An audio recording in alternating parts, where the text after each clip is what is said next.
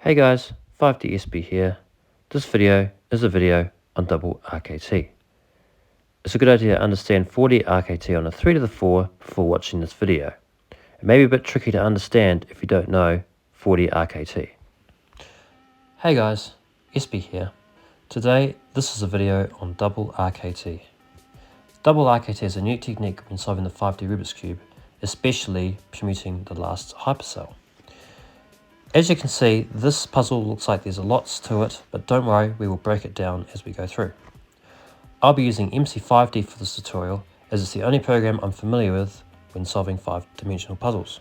Okay, so now I'm going to give a rundown of what RKT is, and then we're going to apply it to the 3 to the 5.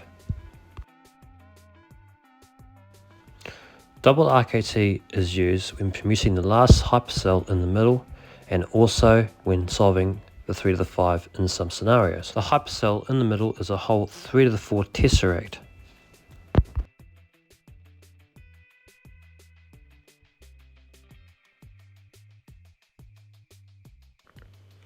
If you're familiar with 3 to the 4 RKT or normal RKT, you can see the cell in the middle of this 3 to the 4 is a normal 3x3x3 Rubik's Cube.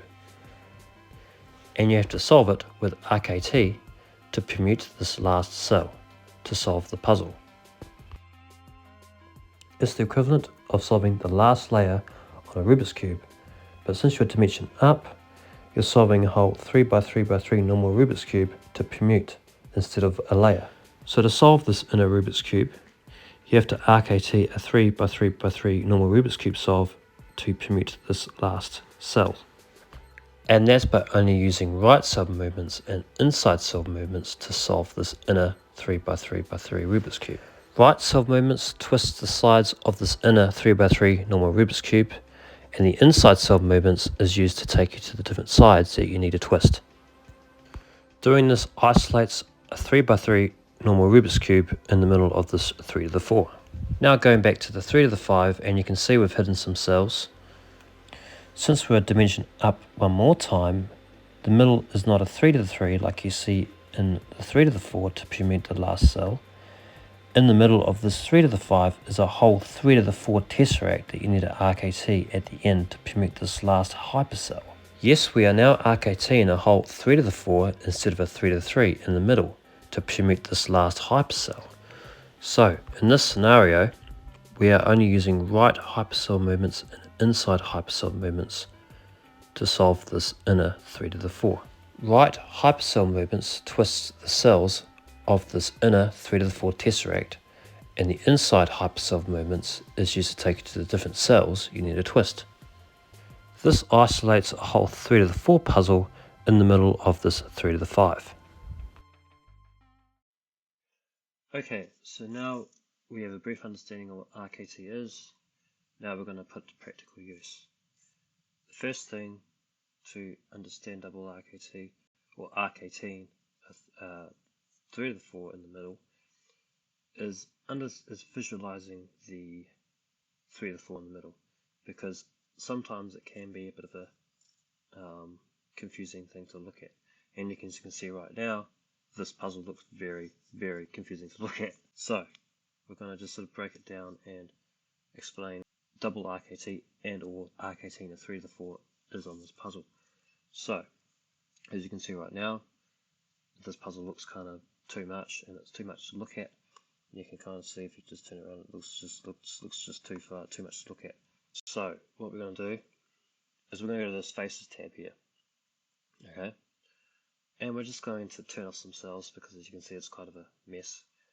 We're going to turn off U plus, U minus, and V plus. Now as you can see, this kind of looks familiar to a 4D puzzle, right? You know, you got left, right, left, back, front, top, bottom, inside, and then the outside you can't see, right? It's sort of similar to, looks like a 4D puzzle in a way. Now we're going to try and visualize this inner 3 to the 4. So basically we could treat this cell here as a 3 to the 4 of its own. But how do we view the cells on this inner 3 to the 4? Well, see these pieces here, right here, this array of pieces in this section. This is basically the right cell of this inner 3 of the 4. And you can see it's 3 times as long because this is a whole cubular 3 by 3 by 3 cell. As you can see, it's 3 by 3 by 3, and this is one whole cell. So this is your right cell. Same thing up here. This is your U cell, which are these ones here. This is your down cell, which are these ones here. This is your left cell, which are these ones here. Front cell, which are these ones here. And back cell, which are these ones here. Cells, but we've only covered 6 cells. Where is the other 2 cells? Because remember, 3 of the 4 it's got an inside and an outside cell. Well, these cells are the 5D layers, so which is U plus and U minus. So if we go U minus, so highlight that, this is your inside cell. So if we hide V minus for a second, the inside cell of this inner 3 to the 4 is the U minus cell. And you can see these pieces here. And it basically comes down like that as well. Along here. So this is your inside cell here. And this U minus. The outside cell of this inner 3 to the 4 is U plus. So if we take that off and highlight U plus, this is your outside cell. And it is highlighted by these ones here. These inner ones here. And these ones here, coming down. So that's inside and outside. And if I put on V minus again, that's what the 8 cells of this inner 3 to the 4 is. So you got right, left, top, bottom, front, back. Then you've got inside and outside. So that is the cells on this inner 3 to the 4. So keeping in mind our inside cell is U minus and it's this aqua color. So now you're probably thinking, how do we do RKT on this inner 3 to the 4? We'll first take a step back and we'll go to 4D and I'll show you what we normally do when we do RKT on 3 to the 4. So we're at a 3 to the 4, and normally when we're doing RKT on 3 to the 4, as explained earlier, keeping an eye on this inner 3 by 3 Rubik's Cube, we're twisting, using the right cell twists to twist the sides of this inner 3 by 3 and the inside cell to turn it to the sides that we need to twist. So let's say we want to turn this front face here, we need to turn it to the right, and we use the right cell to twist it. And we can bring it back and we'll see we've twisted this front side. So that's normally how we do RKT. So instead, let's say if we want to turn the U side, which is this U here, what we need to do is we need to use the inside cell to move the U into the right, and the right cell to twist it. And then, of course, turn it back, and that's turned the U side clockwise. Now, bear in mind, it does do, when you do that, it does something to this outer layers here, because, offset. That's what we normally do with RKT parity. We fix that sort of like at the end when it's a bit offset. But, it's nothing we need to worry about. Normally, solve this in a Rubik's Cube, you either end up with a 180 and which is similar to, so you can see you're normally, when you start like this, say you're solving this in a Rubik's Cube with RKT, you end up with this offset of 180, and that's normally what you get with 4D. When you sometimes solve it, sometimes you may get an offset, and you just do the RKT algorithm, and that solves that. So that's just RKT on the 3 to the 4. But we need to we need to figure out how do we do RKT on a 3 to the 5 when there's a 3 to the 4 in the inside cell instead of a 3 to the 3. Because remember, we're a dimension up, the inside hypercell is a 3 to the 4 instead of a 3 to the 3. How do we RKT it? When we are RKTing, we're bringing, if we go dimension up, we're bringing cells instead of sides to the right. We're bringing cells instead of sides to this right, and then we're twisting it with moves of this hypercell here to twist this cell.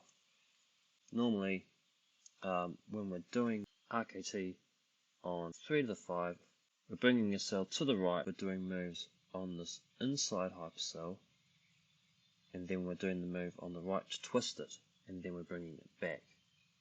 So let's say to do a FY move on the front cell, which is this here.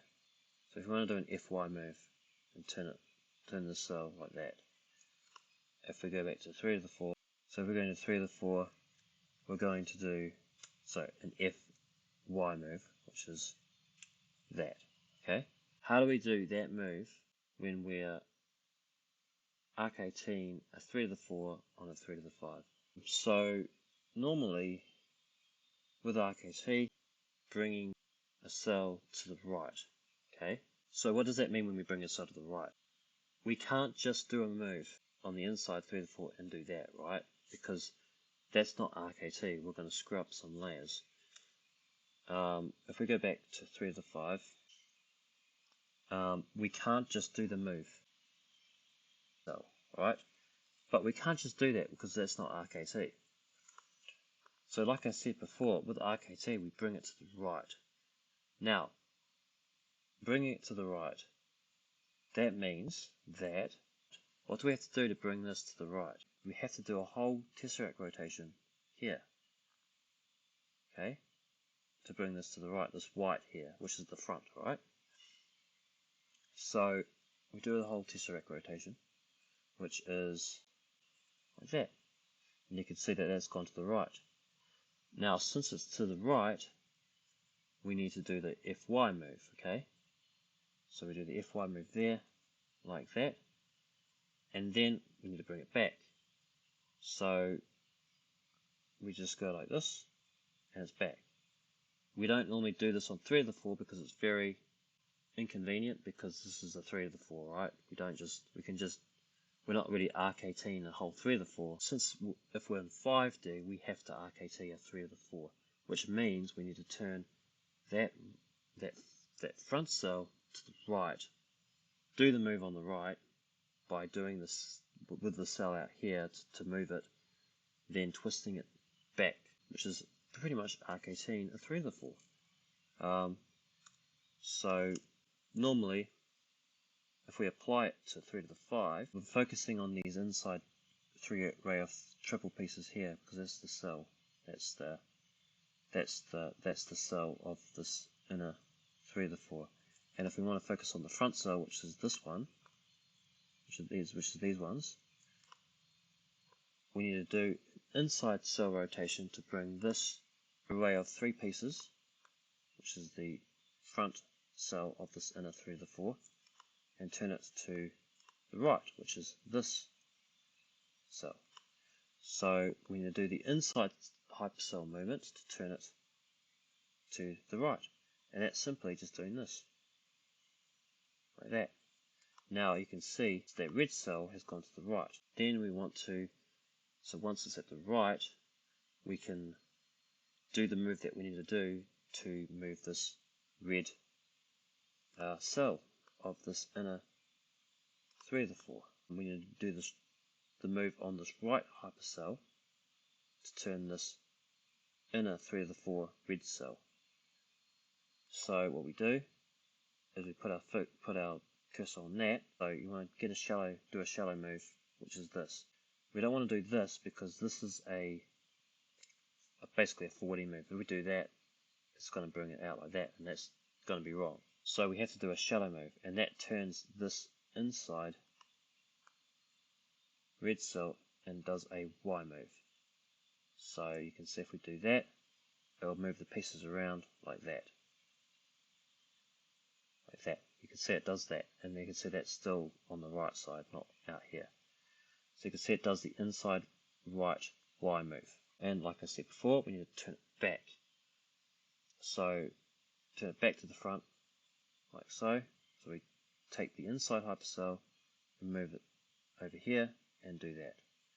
And you can see it's done a move, it's done a Y move on this inner, it's done an FY move on this inner 3 to the 4 cell. And you can see it's kind of also, it does the offset. So this is your outer offset. This is like your 5D RKT, which has turned that piece, that cell there has done the offset. And it's, if you think about it, you're just doing it a dimension up. So you're turning the inside hypercell to bring the cell that you need to RKT. You bring it to the right, and you're doing the move here, which is that. Or if you want to do a Z move or something, you put your sticker up here and do a shallow move down there, and it will do a Z move. So we'll move the cell like this, which is a Z, and you can see how it will twist this around like that. So that's sort of basically what the RKT, the 3 to the 4 is like on this puzzle. And so like if you want to turn this back right, you need to do an FY prime to turn this back. But we can't just do the FY prime, because if we just do the FY prime, which is, you know, if we put our cursor there, you can see that's solved, but it throws out this, and it doesn't really solve it. It's not really RKT, because that's why we use RKT, because it doesn't screw up any of these pieces. So if we want to bring it back, we always bring it to the right, and then we do the move on the right hypercell to fix it. So we use the inside hypercell to twist it to the right, do the move on the right hypercell to twist to do the FY prime. So we go like that and come back out like so, and you can see it will do the cell movement on this inner 3 of the 4 here, and then you can bring this cell and bring it back, and you've now fixed that. So it's exactly the same as RKT on RKT on 3 to 3, but on a bigger scale. You're actually RKTing cells now. You're not RKTing layers, you're RKTing cells. And since cells have 3 axes of movement, you can simulate them by these stickers. So that's doing Y moves, that's doing Z moves, which are these shallow ones here, and doing X moves is just your normal. So we put your sticker down here and you do a wide move like that. And it just basically turns this like that. So that's how you normally do the 3 axes moves. And if you were to RKT them, that's how you'll do them for this inner cell that you need to RKT. Sometimes you need to do an inside cell movement, and you can't, like I said, you can't just do the inside cell movement like what you do on 3 of the 4, because it's a 3 to the 5, you need to RKT a 3 to the 4. And RKT 3 to the 4, you can't just go straight to the middle and do the move, because that does not RKT. So we have to bring it to the right to do the RKT move. What we need to do is we need to bring the cell to the right, the inside cell to the right. We just do a move like this. You can see it does a tesseract move. It brings the inside cell to the right. And then let's say, okay, so I want to do a IZ move. Now, how do I do an IZ move? I can't just do an IZ like that, because that's not RKT. The cell that we need to twist, bring it to the right, and then use the right hypercell to twist it, and then bring it back. So, to bring this to the right, we just do a move like that, bring it to the right, do the Z move like that, and then bring it back into the middle. And that's normally how you'll do it on 3 to the 5. And like I said, it's very inconvenient on 3 to the 4, because we don't normally do that when we're solving. We just can just go straight. We can just straight we can just go straight and do it like that, and that's what we can do on 3 to the 4. But on 3 to the 5, if we're doing RKT on the 3 to the 4 in the middle, we have to RKT it. We have to bring it out to the right, do the move with the right hypercell out here to do the move, and twist it back in, and that will do the IZ. Now, like I said, we're focusing, the inside cell is U minus. It's not V minus, it's not the white cell, because that's, remember, that is the one that we've oriented, and we've got just these outer pieces to solve. White cell is not the inside, that's sort of the cell that we've oriented. So the inside cell of this inner 3 to the 4 is the U minus, and we turn that on, and that's this aqua color, like I said earlier. Now when we move the inside cell and bring it to the right, we're bringing these pieces here, and they're going to come to the right. Now these pink ones are going to go to the outside. Now where's the outside cell? As you say, it's actually U plus. So these pink pieces, this pink inner 3 to the 4 cell, will go to the U plus, which is this one. So the pinks will go on these ones here. So aqua will go there, pink will go to the U plus, which is this one. Then the U plus, this sort of SP color, will come from the outside to the right, which is the U plus. It will come on the left. And then in the purples will go to the inside, which is on this aqua side, so they'll come here. So it is kind of very tricky to visualize, but that's what will happen. So what we're going to do is we're going to bring the inside and bring it to the right. And how do we do that? Well, we go to the inside cell, we put our sticker on, or put our cursor on this middle piece, and we're bringing it out to the right. So we bring it out to the right like that, and bring it out to the right. That's going to bring the aqua pieces that is on the U minus to this right side, which is the inside cell. So you're bringing the inside cell out to the right, and that's what that does. The inside cell out to the right, and you can see the aqua pieces are now on the right.